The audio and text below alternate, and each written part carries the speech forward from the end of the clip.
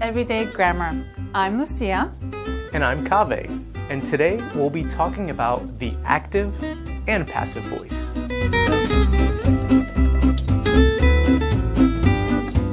Most sentences in English follow the subject-verb-object pattern, known as the active voice. Now, listen to this example. Is it in the active or passive voice? Mistakes were made. Fortunately, we know that mistakes were made, and those mistakes will be fixed. Wait, for sure, that isn't the active voice. I mean, there's no subject there. Who made the mistake? That was the passive voice. Let's hear that again in the active voice.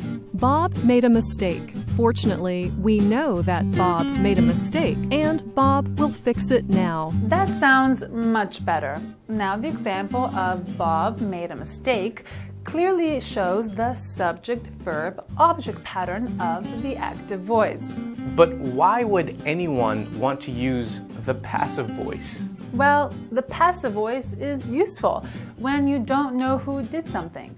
And there are some situations when you might want to avoid identifying the person who did something. When the subject receives the action of the verb, that is the passive voice. But the passive voice usually sounds weak and indirect.